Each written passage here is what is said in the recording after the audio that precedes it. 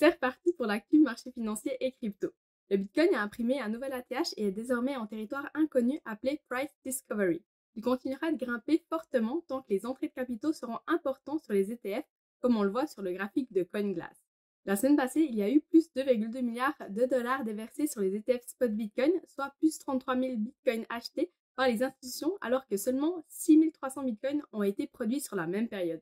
Cette demande n'est pas prête de s'épuiser car les plus grands fonds d'investissement comme BlackRock et les plus grands fonds de retraite comme celui de l'État d'Arizona s'apprêtent à convertir une partie de leurs actifs sous gestion en Bitcoin.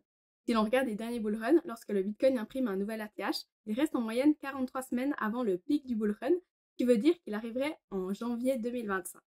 La prochaine target est les 75 000 $.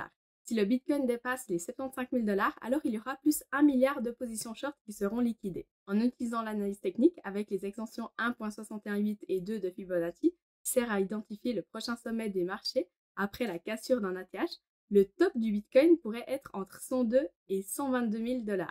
Si on regarde l'ETH, actuellement au-dessus de 4 000 $, son prix est drivé par la potentielle approbation des ETF spot ETH d'ici mai 2024.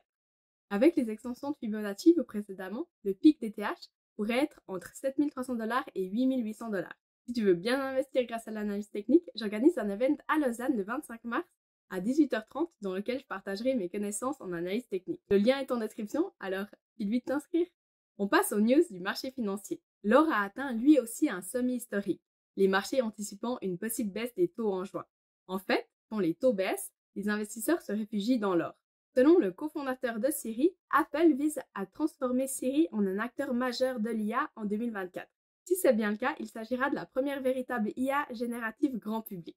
Sur le marché américain, on a toujours Nvidia, Meta et Microsoft qui tirent le marché vers le haut. J'aimerais finir cette vidéo sur une note positive. Une étude sur 4 millions de clients de la plateforme d'investissement Trade Republic montre que les femmes investissent mieux que les hommes. Même si elles sont moins nombreuses, 30% de femmes sur Trade Republic, le rendement des femmes est supérieur de 2 points à celui des hommes. Pourquoi ? Simplement parce qu'elles investissent davantage dans des ETF sur des périodes plus longues et en automatisant le tout. Alors, bravo à nous! N'oublie pas de t'abonner à la chaîne, liker la vidéo et la partager, mets-moi des commentaires si tu en as, et à bientôt!